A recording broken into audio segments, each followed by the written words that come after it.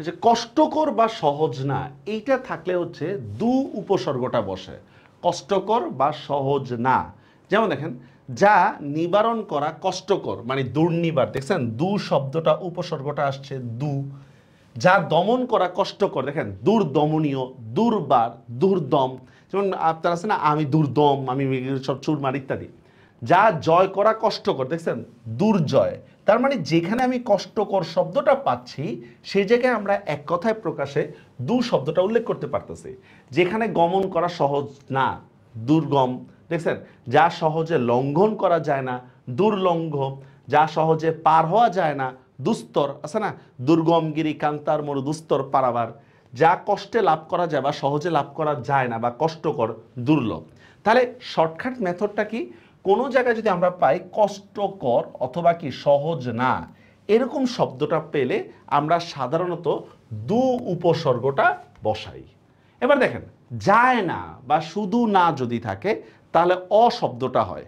যায় না আর মানে হচ্ছে এইটার মধ্যে পার্থক্যটা কি? পার্থক্যটা হচ্ছে এই জিনিসগুলো আমার কষ্টকর হলেও অর্জন করা যাবে, আর এই জিনিসগুলো অর্জনই করা যাবে না। কথাটা কি বুঝতে পারছেন? মানে যে জিনিসগুলো কষ্টকর, দেখছেন বা সহজ না, মানে কি এগুলাকে আমি চাইলে অর্জন করতে পারবো।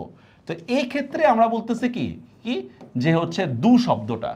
আর এই ক্ষেত্রে বলতেছে টোটাল ইম্পসিবল, এগুলো করাই যাবে না, যত কিছুই করেন না কেন লাভ নেই। যেমন দেখেন যা নিবারণ করা যায় না অনিবার্য, যা দমন করা যায় না অদম্য, দেখছেন যায় না বা না শব্দটা থাকলে আমরা অ উপসর্গটা ব্যবহার করি।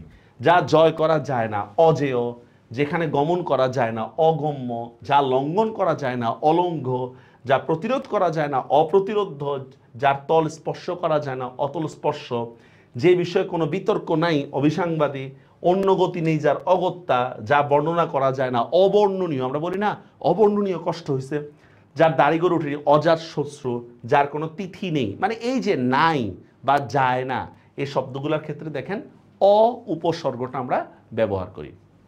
এবার দেখেন বিভিন্ন প্রাণীর বা বিভিন্ন ডাক নিয়ে এক কথায় প্রকাশ আসে। এটা খুবই গুরুত্বপূর্ণ, এই বিভিন্ন প্রাণীর ডাক ইত্যাদি এগুলো সবসময় পরীক্ষা থাকে।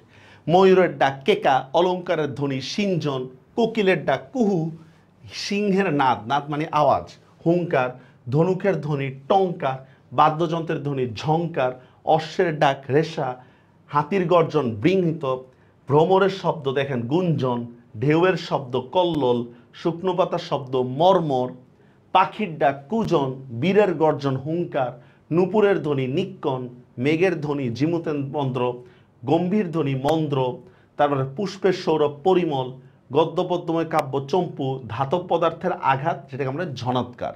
তার মানে বোঝা গেল বিভিন্ন ডাক ও ধ্বনির ক্ষেত্রে এগুলো যদি আমরা মুখস্থ করে যাই তাহলে পরীক্ষায় আমাদের মোটামুটি কমন।